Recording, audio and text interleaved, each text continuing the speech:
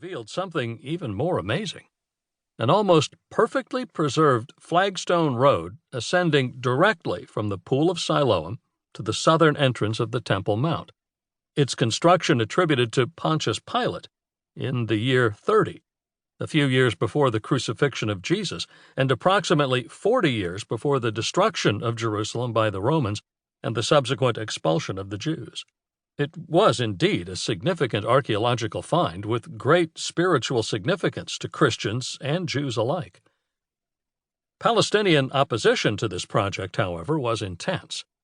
They protested that the archaeologists were weakening the foundations of homes in the City of David community, although little evidence supported this claim. What really agitated Palestinian leadership was the impending reality that their favorite narrative that Jews had no historical connection to ancient Jerusalem was about to be further discredited and exposed as a lie. Even though Jerusalem is mentioned more than 600 times in the Old Testament, and not once in the Quran, decades of Palestinian leadership successfully had espoused the argument that Jerusalem is holy only to Muslims and Christians, but not to Jews. This was always a self-contradictory argument, since if Jerusalem was holy to Christians, it is because Jesus prayed there as a Jew.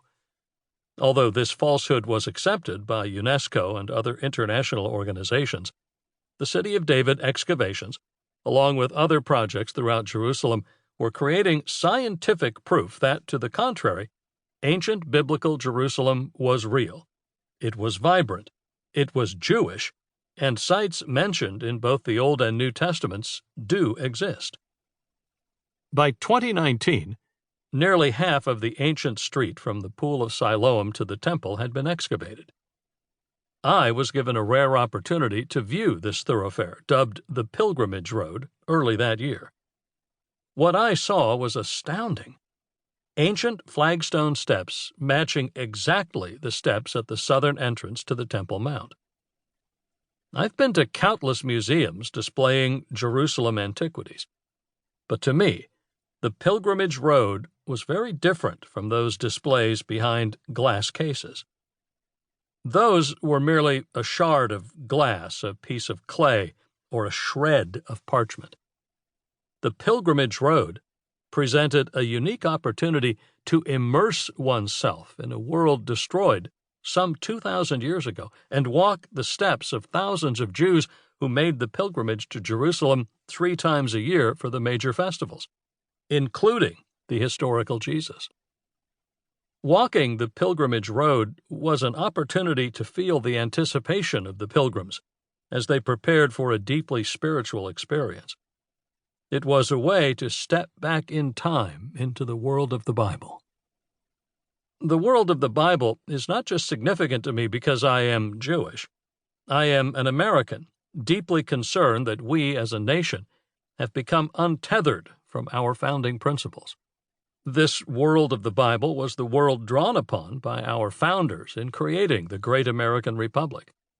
The Declaration of Independence, perhaps the most profound document since the Bible, contained the guarantee to every person of unalienable rights endowed by our Creator.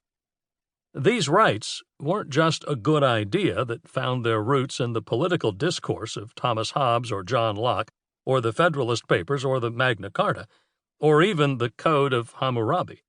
These unalienable rights endowed by God were His will as revealed in the Bible, and the Word of God, as described by the prophet Isaiah, was first expressed in the City of David. For out of Zion shall go forth the law, and the word of the Lord from Jerusalem. Isaiah chapter 2, verse 3.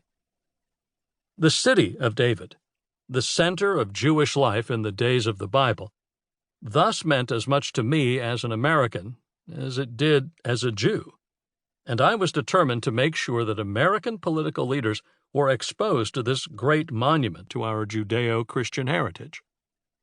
On January 15, 2021, just days before I left office, I formally recognized the City of David as an American heritage site.